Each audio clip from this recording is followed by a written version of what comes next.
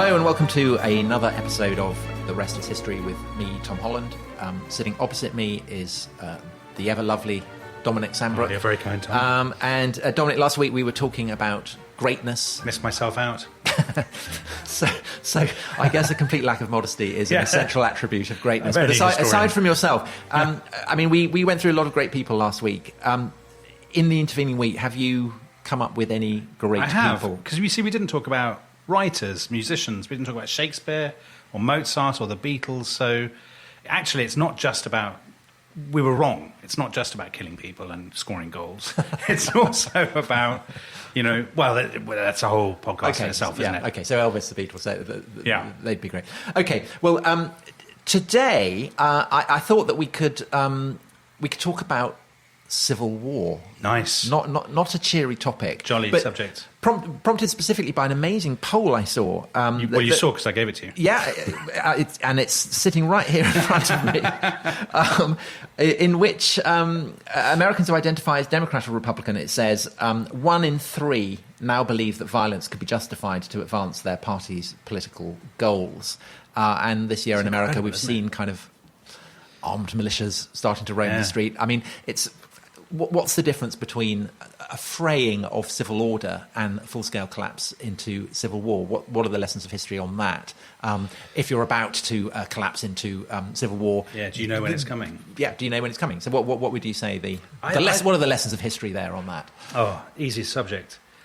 See, this is something that's always fascinated me, because I can remember going to university at about the point when the Yugoslav civil wars were kicking off. And Yugoslavia was a country that had existed throughout my entire childhood. Football team, anthem, Olympics, flag. Winter Olympics. The Winter Olympics in 1984. Torval and Dean in Sarajevo, I think it was. Yugoslavia was a sort of fixed point in the atlas. You learnt that Belgrade was the capital. People went on package holidays in the 80s. It was a very trendy kind of package tour destination. And then it implodes. And then it fell apart in that incredibly gruesome way. I mean, any listeners of our age will remember, neighbour turning on neighbour because of religious differences, because one was a Bosnian Muslim family and one was a Bosnian Serb family. And that sort of terrifying sense that everything can just fall apart. Almost sort of J.G. Ballard. Nightmare can become real so quickly. Yes, and so it's the fact that it's happening in a modern European state. Yeah, that's terrible to say so, but that's obviously part of the impact, isn't it? That it was so close. But I guess, one thing that strikes me about the way that Yugoslavia implodes is that it was a kind of it was an artificial nation. Yeah, but all nations that had been stitched together. Yeah. But it was stitched together from the constituent parts of the Austro-Hungarian and Ottoman and the Ottoman Empire. So these empires that had collapsed. And then in a sense, after the Second World War, although it wasn't officially part of the Warsaw Pact, it was part of the communist sphere of influence. Yeah. So in that sense, it was kind of frozen by the Cold War. And it's when the Berlin Wall comes down and the Cold War ends that the ice melts and all these kind of ancient hatreds that have been busy incubating. I don't agree with that. I don't think it is ancient hatreds. That was an argument. Ancient hatreds was actually a phrase used in the 1990s in the White House by the Clinton administration to justify not intervening. They said, it's all these ancient hatreds of these people who are all basically tribesmen who hate each other. But so what do you think causes it?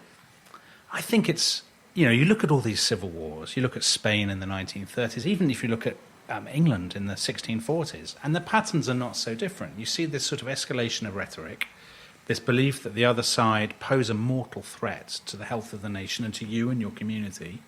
There's often a sort of religious dimension. I think it's down to Diocletian.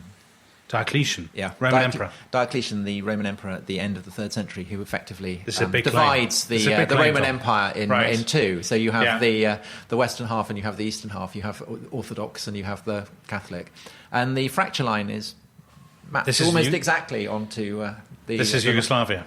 Yeah. That's I suppose. I throw that into the mix, but you see, I think also another place where you mentioned the Ottoman Empire. Yeah, and of course the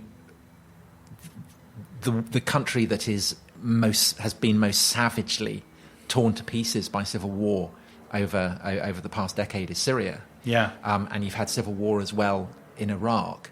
And I think there's a sense that, again, both countries are kind of artificial entities stitched together out of the tatters of what had been the Ottoman Empire.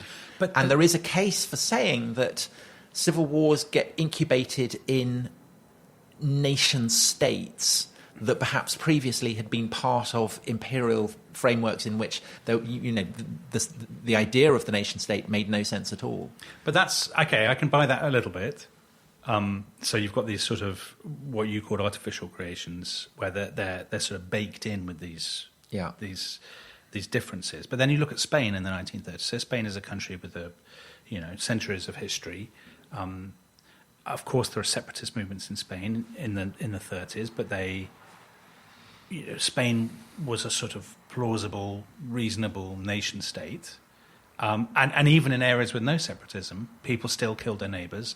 I remember reading a book about 3 or 4 years ago, which made a massive impression on me, called The Spanish Holocaust, by Paul Preston. And basically, the argument of this book was that what happened in Spain, the dehumanisation of the opposition, and the belief that killing them was a moral thing to do, was not so different from what happened in Central and Eastern Europe, 4 or 5 years later under Nazism. And actually the individual stories, there's one village I remember where the landowner and his friends basically round up all the people in the village who he doesn't like, and they do a sort of mock bullfight with them, get them to run around the stadium, and then they butcher them, they kill them all. And this sort of thing happened in village after village, town after town, where there were no religious differences other than Catholics and atheists. Hatred kind of grows exponentially, doesn't it? Well, that's the terrifying thing, though, isn't it? And see, we think we're immune. Well, don't you do think? Do we? Well, that's the interesting question, because we've lived through a period in Britain where political differences have been very, very highly charged, and we are living in a time when on social media people regularly say that their opponents are evil, they are purely malign, they're motivated only by greed or hatred and all the rest of it. The left will say that the right and the right of the left completely happily. And those are the preconditions for conflict. Because if you really do believe that your opponents are not properly human, then why wouldn't you kill them? I suppose the reason that it hasn't is that everyone's too busy. Everyone who thinks that is too busy on Twitter actually to get out on the streets. Right. Yeah. But of course, we have had a civil war within the United Kingdom, if not in Great Britain, because we've effectively Northern Ireland was in the 70s was a scene of effectively of civil war. It basically was a civil war. So in the early 1970s, you have hundreds of people being killed in Belfast every year. You have bombs going off. At one point, I think in about 1972, you basically have a bomb going off in Belfast every single day.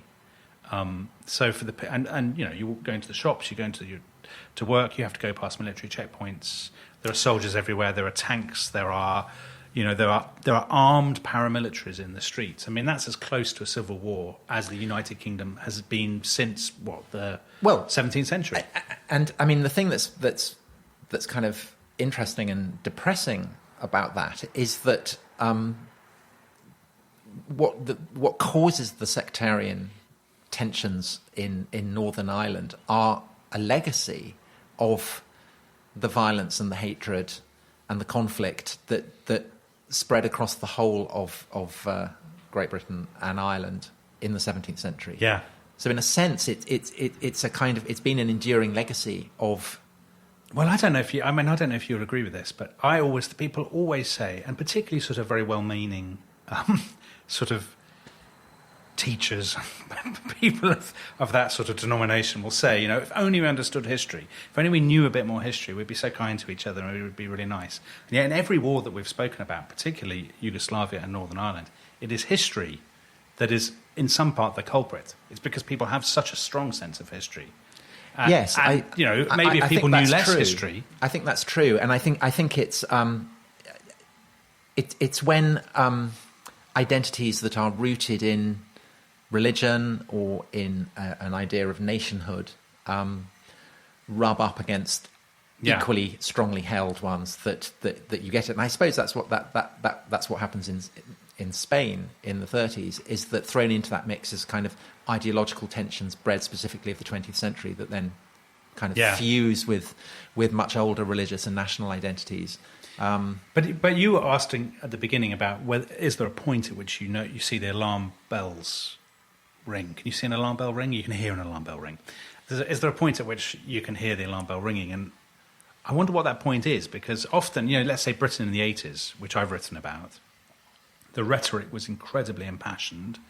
Routinely, tens of thousands of people. To the Battle of Orgreave. Yeah, well, I mean, you've got the miners' strike in 1984-85, where you've got miners and police sort of having a pitched, albeit sort of not fully armed battle. But the ranks of the police with the shields. The ranks of the police with the shields, sort of the police horses charging the miners. Yeah. The police would then say, well, we've confiscated these weapons, that sort of makeshift weapons that pickets had brought. So there was obviously violence on both sides. And people would talk about it as a sort of, as an unacknowledged civil war. Now, it wasn't a civil war because people didn't kill each other and there's no great death toll. But the passions are not so different. And obviously at that point, the alarm bells were going off because people were, in the newspapers, were saying this is a terrible situation. Are we sliding towards something more serious? The government must get a grip. The government mustn't inflame things, as Mrs. Thatcher was perceived to have done. And you probably, isn't it true that in France, over the issue of Algeria, whether Algeria should, which was part of metropolitan France, but de Gaulle then kind of cut it loose. Yes. Isn't it? I mean, that's the kind of the plot of the Day of the Jackal. It is. Well, the generals tried to... There was a coup in Algiers. What date are we talking? I think about 1961, if I remember right. I might be wrong. There was a coup in Algiers, which was then part of France, the capital of Algeria. The generals tried to... They thought they would use this as a springboard to take over France itself and to basically impose a military regime that would keep Algeria part of France. And there was this moment when, could it have come to armed conflict? I mean, it didn't, because the generals lost their nerve. How close did it come? I don't think it Probably did actually not. come very kind of close. on level with the... But, what's interesting is that a few years later, in 1968, everyone of a certain age will know what I mean when I talk about the événement of 1968, the kind of riots in the streets of Paris and students throwing cobblestones at the police and car factories on strike and all the rest of it. And de Gaulle famously disappears. He flies off to the French military base in Baden-Baden in West Germany to basically get the loyalty of the army, because he thinks he's going to have to come back with the army to fight a civil war to retain his position. So as recently as that, France was a country where the idea of a civil war was possible. Was embedded. Was conceivable. I mean, you've been occupied by the Germans, you've had Vichy, you've had the resistance, you've had the liberation. Why wouldn't you have a civil war 20 years later? Yeah. Well, I suppose in answer to your question about do you know when civil wars are going to start, going right back, I suppose the most famous example of that would be Julius Caesar crossing the Rubicon, which, crossing the Rubicon has become... Yes. So what's the significance of that? You're not allowed... A general is not allowed to cross the river. So you push things you push things back far enough, and what happens in kind of the ancient states of Greece and of Rome is that invariably it comes down to personal ambition, and that's absolutely the case with Caesar. Yeah. Is that he's been off in Gaul for 10 years, beating up Asterix and everyone like that, and feels that he is entitled to be treated with great honour and respect. The problem is that his achievements and the way that he obtained his governorship has created so many enemies back in Rome that he has people who are desperate to destroy him, and they want to destroy him legally. So the moment Caesar lays down his command, he becomes a private citizen, and then he can be prosecuted and hopefully, from the point of view of his enemies, ruined. So what Caesar wants is to go seamlessly from being governor of Gaul to becoming consul, with no point being a private citizen. And his enemies kind of maneuver him into a situation where he has the choice of laying down his command and going back being a private citizen, risking ruin, or keeping hold of his command and crossing the Rubicon, which is the boundary between his province and Italy. But that's quite and different. The moment he does that, then effectively he's declaring civil war. But that's different from the examples we've talked about before, Yeah, because that's generated by the ambitions of one man, it's generated not by... Yes, absolutely. Except, of course, that the reason that Caesar is able to command troops and loyalty is that he's tapping into mass resentment. Okay, so the resentment is there, it's kind of latent. Yes, but I think that Caesar is kind of an example of someone who... I suppose without Caesar, maybe the Republic would have fallen apart anyway. But it's, he's definitely the driver of that civil war. Whereas with the more modern civil wars that we're talking about, the sense that this is like a kind of cancer in the body politic. Yeah, but they have drivers too, though. See, they have drivers too. That goes back to the ancient hatreds thing. So Yugoslavia wouldn't have happened.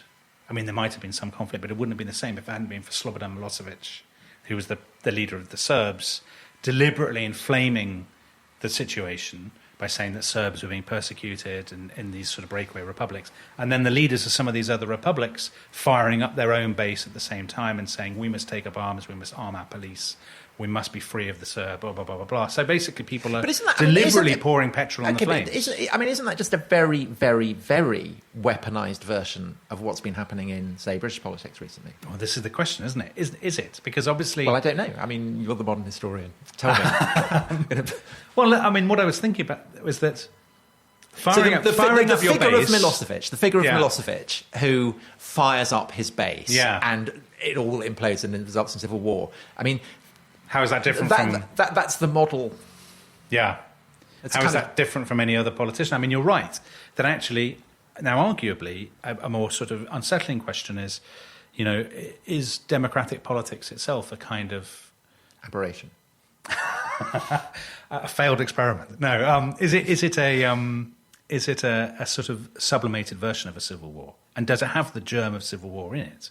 So in other words, if you have two parties screaming at each other across a chamber and they say to each other, you are betraying the nation, you are greedy, you are only interested in yourselves, you are failing, people are dying because of you. I mean, we hear this now all the time. So in the British context, it isn't the fact that we have the idea of Her Majesty's loyal opposition. Yeah, I think you're right about that. I thought of that, Is that not a legacy of the civil wars? Because you need the opposition because to be part of the process. It's not just the civil wars that precede the Cromwellian protectorate.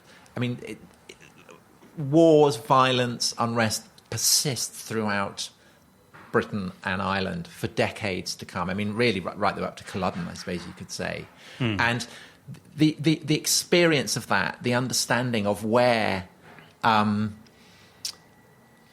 factions within the body politic that refuse to acknowledge the legitimacy of those who are opposing them can lead, is a lesson that kind of burns itself into the fabric of England and Scotland. I think you're right, and I think that what happened... You see, my theory...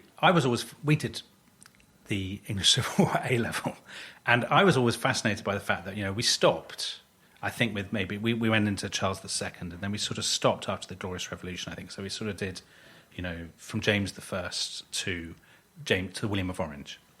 And I was always interested, what happened next? Because all these guys who've been killing each other all this time, and why do they suddenly start just going to coffee houses and talking about the South Sea Bubble and reading Gulliver's Travels? Why aren't they still fighting each other? Because the issues are still there. And clearly what happened was that the wars had been utterly traumatic, and that people basically stopped resorting to violence. In a way, British politics became slightly more de-weaponised. Yeah. So, just before the English Civil War broke out in 1642, Charles I's chief minister, the Earl of Strafford, had been executed after an act passed by Parliament. So he'd been, he was condemned for basically doing his master's bidding. And an execution, impeachment and execution were kind of reasonable political tools. There's obviously a point later on where you just stop executing your opponents. No one executed Gordon Brown in 2010 or David Cameron in 2015. I mean, they weren't even exiled. So there was a point... I suppose Cameron was kind of exiled to his shed, wasn't he? Yes, he was, his posh shed. He was. He's living a kind of... Yeah, but you'd rather be exiled to a posh shed than have your head chopped off. Yes. Yeah, I mean, I don't know. I mean, I don't know what life's like in David Cameron's shed. I mean, I don't actually live very far away from David Cameron, so I could easily find out. Well, yes, go and do that next week and report back. Extraordinary laziness that I have. It's the idea. I mean, and I suppose that's what's so unsettling about that idea of the poll of Democrats and Republicans thinking about is that a functioning democracy depends on extremes acknowledging the legitimacy of it's pluralism, isn't it? Yeah, pluralism. Yeah, and unless you have that, then you don't really have a functioning democracy. But there were times politically, certainly in modern political history, where that pluralism phrase, I think. So if you say, we talked about the 80s, if you go to the 80s, there was a point there where, to some extent, both sides denied the other's legitimacy. You know, one of Margaret Thatcher's sort of defining qualities was that she basically didn't say socialists are wrong.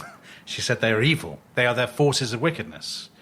And equally, her opponent said of her, she's not just wrong. She's not pursuing just wrong policies. She is a genuinely evil person. Yes, but at no point do Thatcher or Kinnock deny the right of the other one to stand up in the House of Commons. No. And, you know, they don't start importing arms to distribute at their party conference. But, you know, Prime Minister's Question Time, Thatcher stands there and Kinnock questions her as the duly elected Prime Minister. Yeah, you're right. And likewise, Thatcher takes questions from Kinnock as the duly elected leader of the Labour Party. And the kind of the fraying is there on the kind of the hard left of Labour, where there are people who deny the legitimacy of bourgeois democracy, and on the right, where there are people who kind of fantasize about coups and military takeovers. And that's always, as long as those two extremes are kept on the extremes, then you have a functioning democracy. Once they start kind of...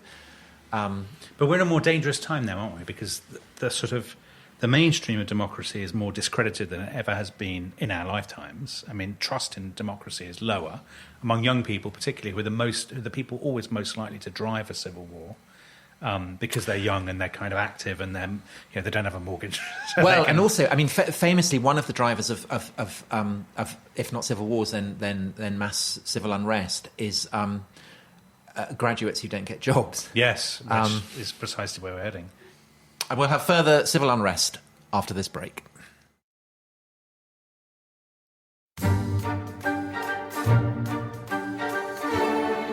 To go back to America, which is where we started, I think what's worrying about that, as opposed to Britain, is the number of weapons. I mean, that's what you need to have a civil war. So basically, the English Civil War starts because both sides want to get their hands on weapons and they want to get their hands on the army, the king and Parliament. In the US, in Northern Ireland, they could kill each other because they had weapons. They had imported guns. In the US, they have guns already. I mean, we've all seen the footage of sort of people during the Black Lives Matter protests standing on their front doorsteps with their, semi-automatic rifles. Don't you find that worrying? Yeah, I generally find the idea of people having lots of guns worrying, but that's because I'm a very English wuss. So, yeah, slightly nervous about that. And you've got sort of Donald Trump, doing his best to delegitimize the election result before it happens as well. That sense of democracy So essentially, you have to respect the legitimacy of the process of elections and the process, and when you don't, that's when the risk is, I guess. And do you think? I mean, I know you have strong views about things like the future of the United Kingdom. Do you think it's ever plausible you could have a kind of civil war in the UK itself, for example, if part of it tried to break away? I can't imagine that if it's the will of the Scottish people to leave the UK, that a UK government would oppose that. The people of Northumberland won't take up arms to compel their neighbours to... No. I mean, I am... there's a reason why England and Scotland joined, which was that... money. Yeah, well, money, but also, it was money for the Scots, and it was a desire to kind of protect the northern frontier for the English. And it'd be interesting to see whether, the factors that influenced the joining of the United Kingdom, whether they would recur if the UK came apart. I mean, I don't know, but I wouldn't worry about that so much. I think one of the things that when you think about say the civil wars in Britain in the 17th century, or indeed the American Civil War, is that your sense of why a war is being fought must evolve over time, and indeed retrospectively. So with the American Civil War being the classic example, that now we think of it as having been fought about slavery. But there's a sense in which that wasn't. I don't know. It was always about slavery, wasn't it? I don't know if. I mean, it was very. You're going to say it was about the right of secession of the southern states. Well, I think in its fundamentals it was about slavery. Yeah. But I'm wondering whether it was seen as having been about slavery by people who were fighting at the time. How long, was that a kind of idea that that kind I think among some evolved of them, over the process of fighting? And likewise, in the Civil War in Britain, the understanding of what people were fighting about, I would guess, was pretty different at the beginning of the wars. It was, because at the beginning, I don't think anyone was fighting. I mean, obviously, the English Civil War is a great example where the meaning changes. So at the beginning, nobody is fighting to get rid of the king, and certainly nobody is fighting for a republic. But at the end of the war, people think that Charles Stuart is the man of blood, and he has to be killed. And there are proper Republicans in the army who then, for the next 10 years, are fighting any attempt at what they see as sort of backtrack on the radical vision that has taken root among the soldiers. So I think that's one of the things that often happens in a civil war as opposed to another war, I think, is that you have a very engaged... Unintended consequences. Yeah, and you have a very engaged kind of rank and file because they're fighting on home soil, they're fighting for hearth and home, they're fighting against their neighbours. It all just means much more.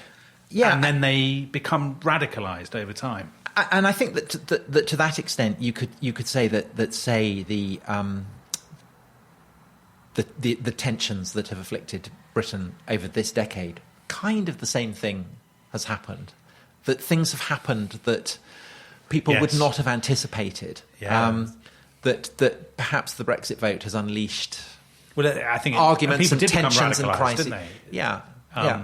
But it was a de-weaponised thankfully. conflict. Thankfully. But you can kind of see that civil wars mutate ideologically. Yeah, they do. But also, I think, Tom, one of the disturbing things about them is that, Brexit is a good example, actually, because there you have an issue that, everybody has an opinion, but most people probably don't have an intensely strong opinion. That a lot of the shouting is done by a relative minority.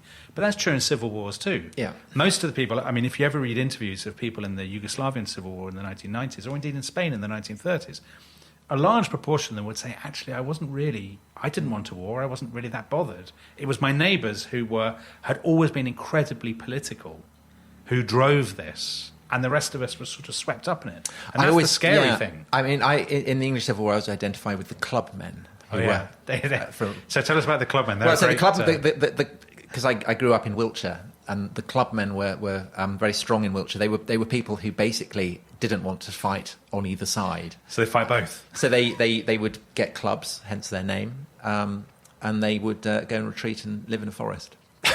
So I was kind of thinking, in the heat of the Brexit disagreements, thinking I quite fancy being a clubman, just retreating from all the debate, living in the wood, and kind of wondering, well, what would it take to precipitate an actual civil war in a modern Western liberal democracy? Is it the definition of living in a Western liberal democracy that it can't go? Of course it can civil happen. War, so how? Of course it can happen. So how would it work? Well, I suppose it would be preceded by a period, let's say 10 years, possibly longer, of growing passion, intense politicisation. This is why I think apathy is so underrated. Yes. Because the more, if you ever want to find somewhere where everyone cares about politics, they're talking about politics, which is what sort of politicised people want, that place is Spain, 1934. Yes. You don't want to be there. Happy the land that takes no interest in politics. Right, exactly. So I think you have an intensely politicised public. You have young people, so the people who are most likely to fight. Basically have young people who are on the streets, who maybe don't have jobs. Yeah, who feel that they are not getting the jobs, that their education... They've got nothing to lose. They've got nothing to lose. I think you have a sense of sort of dehumanisation or delegitimization. So your opponents are not just wrong, they're evil. And the process itself is worthless and flawed. So there's no point in persisting with it. I mean, I think there is the way that Trump has been trying to argue that he's not going to leave. That's a kind of major step, but it's kind of there on the left as well. I mean, because the question, if Trump wins, would people opposed to him accept it? I mean, I can't imagine they would either. So at what point, if you're the governor of California, do you just say, sod it, we're off? Secede. Yeah, I mean, but I think the other issue is, to have a war, you have to be able to kill people. So you either have to have paramilitaries with access to weapons, so they're getting them from outside, so the intervention of some foreign powers, or you have a very politicized military. So in other words, the army will step in and will fight on one side, or there are elements of it that might fight on different sides. I have to say that I mean, all of these conditions are clearly, but I'm relieved to think that they are all pretty unlikely. So, some of them are. I mean, I think in Britain, for example, the one that is the least likely is actually probably the military, and in that, in the 70s there was talk of this happening. Yes, Mountbatten, wasn't it? Mountbatten and his coup. So Lord Mountbatten supposedly was going to lead a coup to install a government. No, it wasn't true. But it was in the Crown. It must be true. It must be true. So the most famous story is that Cecil Harmsworth King, who was basically the boss of the Daily Mirror, he summoned Mountbatten. He used to keep in his desk, this is the late 60s, he used to keep in his desk a list of his cabinet when he became emergency prime minister, which is an unusual thing for a newspaper. I mean, maybe it's not. Maybe all newspaper moguls do this. I'm sure we can all think of newspaper editors who probably do have lists in their desks of their government when they assume supreme power. But anyway, Cecil King had this list, and Mountbatten was on it, and he basically arranged a lunch with Mountbatten in which he said, here's the story, I want you to take over as dictator and the Daily Mirror will support you. And Mountbatten sort of was, he didn't know what to make of it. He basically didn't make anything of it. I think supposedly he went back to the Queen Mother and said, I've just had the most extraordinary conversation with a friend of yours. And it was never really mentioned again. But when the Mirror found out about it, they basically booted out Cecil King as their chairman. I think if your chairman is plotting civil war, I think that's fairly reasonable. Well, it was risky. I mean, if it succeeded, they would all have been for the chop, presumably, or maybe exiled to the Isle of Man or something. But anyway, there were stories that in the 70s, this would be discussed at Sandhurst and whatnot. What will happen if people come to us and they say, we need to step in, the trade unions are taking power and we need to arrest all the leaders of the TUC and the Labour Party or something. And generally, as far as I understand, the mood was, this is ridiculous, we wouldn't have anything to do with it. And I think Britain is in a relatively fortunate position of having a relatively unpoliticised military that's hard to imagine taking part. But the United States is slightly different. I mean, if you've got the president is the commander-in-chief. The president gives you an order, you have to follow it. Yeah. Or you're breaking, the chain of command. So imagine that the election in the US, I mean, in the US, a lot of those conditions have been met, haven't they? There is the delegitimizing of the process. There is already violence on the streets. There are a lot of guns. There are people who genuinely believe that their opponents are evil and are out to get them and are going to steal all their money or kill their kids or all this kind of business. Imagine a situation which is an electoral deadlock. The president, as commander-in-chief, refuses to leave, gives the army a direct order. Governors give their police forces different orders. Dominic, I thought that we'd end on this note because it would be a kind of cheery note. Because I in no way thought that you'd go full... We haven't even gone into France yet. Full civil war. But it's still, let's end on a positive note. Very unlikely. Isn't it? But is it though? Well, yes. So I don't know. I mean, yes. I think because let's say we've both got how many years left? Let's be optimistic. We've got 30, 40 years left when we're still until we're dragged off to the great archive in the sky. In that time, is it plausible that we will see some sort of breakdown of order, some kind of violence in an industrialized, as it in inverted commas, developed country? I'd have thought so, but I wouldn't have thought. We will, won't we? I wouldn't. It's implausible to say we won't. I wouldn't have thought that it would be a kind of traditional civil war. I think it's likely to be prompted by climate emergency. See, I think civil wars have been a constant of human history. Well, yes. And the difference between them and conventional I'm hearing your gloomy Spenglerian and the difference between them and conventional pessimism. wars, right, is that a conventional war becomes less and less likely because the stakes are so Yeah, high, so the it wouldn't- technology is so... So, yes, okay. So But a civil war, I mean, you're not going to drop a nuclear bomb on somebody, but butchering your neighbour with a kitchen knife, I mean, that's perfectly I suppose, plausible. I suppose what I can see is something akin to Northern Ireland. Yeah. So Ulsterisation. Just Yeah. never kind of an open civil war, but just bombings. Yeah, militias, paramilitaries on the streets of paramilitaries. Luxembourg. Well, I think on that note,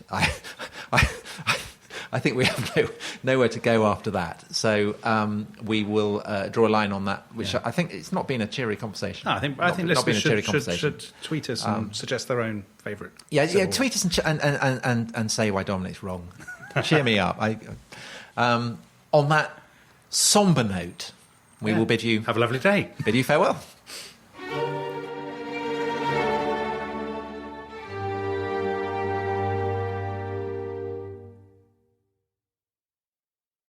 Thanks for listening to The Rest is History.